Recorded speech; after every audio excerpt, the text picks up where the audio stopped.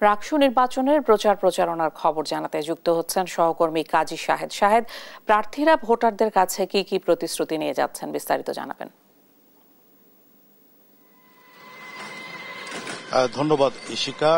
প্রচার প্রচারণার আজকে চতুর্থ দিন। প্রার্থীরা তাদের যে ব্যালট নম্বর আছে সেগুলো নিয়ে ভোটারদের দ্বারে দ্বারে যাচ্ছেন। বিশেষ করে যারা মূল প্যানেলগুলি যারা গঠন করেছে, 10টি প্যানেলের নির্বাচন হচ্ছে, তাদের বাইরেও স্বতন্ত্র প্রার্থীরা কিন্তু এখন ক্যাম্পাস যে একটু জমজমাট করে তুলেছেন। যদিও আমরা আছি এখন রাকসু ভবনের পাশে।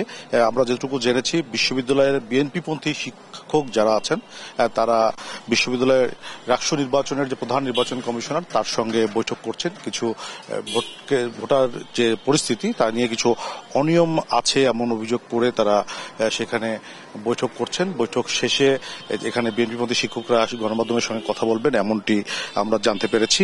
এছাড়া ছাত্র দলের যে প্যানেল আছে তার পক্ষ থেকে 12:30 প্রধান নির্বাচন কমিশনারের 6 দফা দাবি জানিয়ে স্মারকলিপি দেওয়া হবে বলে ছাত্র দলের পক্ষ থেকে জানানো হয়েছে। আমরা রাকসু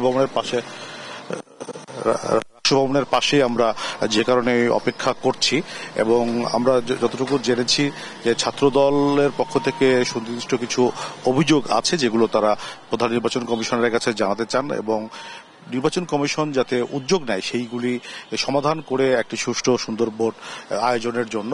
এখন পর্যন্ত ক্যাম্পাসের যে পরিস্থিতি তাতে সব প্রার্থীরাই, বিশেষ করে যে প্যানেল প্রার্থীরা আছেন তাদের বাইরেও যারা ভোট প্রার্থী ঘোষণা করেছেন তারা ব্যালট নম্বর নিয়ে ভোটারদের দ্বারে দ্বারে যাচ্ছেন। একটা উৎসবমুখর ভোট আয়োজন করতে যে ধরনের উদ্যোগ নেওয়া দরকার সেটি বিশ্ববিদ্যালয়ের পক্ষ থেকে নেওয়া হবে বলে বিশ্ববিদ্যালয়ের যে নির্বাচন কমিশন আছে এবং প্রধান নির্বাচন কমিশনার এফ নজরুল ইসলাম তিনি জানিয়েছেন।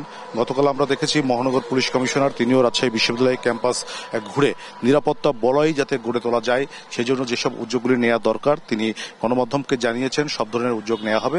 2000-এর মতো আইন শৃঙ্খলা বাহিনীর সদস্য পুরো ক্যাম্পাসের নিরাপত্তার দায়িত্বে থাকবেন বলে তিনি জানিয়েছেন।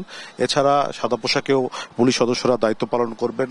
এখানে যে রোভার স্কাউট সদস্যরা আছেন ভোট কেন্দ্রগুলিতে তারাও দায়িত্ব পালন করবেন।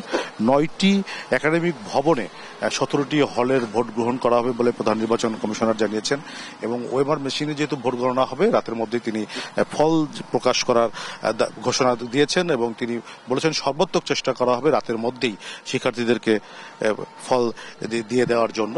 এখন পর্যন্ত যে পরিবেশ, পাল্টাপাল্টি কিছু অভিযোগ যদিও আছে সেগুলো এখন পর্যন্ত প্রার্থীরা আমলে না নিয়ে তাদের মতো করে তারা প্রচারণা চালাচ্ছেন, এবং বলা যায় যে রাকসুর যে নির্বাচন সেটি একটা উৎসবের আমেজে হতে যাচ্ছে। সাধারণ শিক্ষার্থীরাও প্রত্যাশা করছেন এখন যে পরিবেশটি আছে সেটি যেন শেষ পর্যন্ত বজায় থাকে, এবং 25 তারিখে রাকসুর যে ভোট গ্রহণ হবে সেটি শান্তিপূর্ণভাবে শেষ হবে এমনটি প্রত্যাশা করছেন। তো এই ছিল রাকসু নির্বাচন নিয়ে রাজশাহী থেকে আমার কাছে সর্বশেষ। ফিরছি স্টুডিওতে।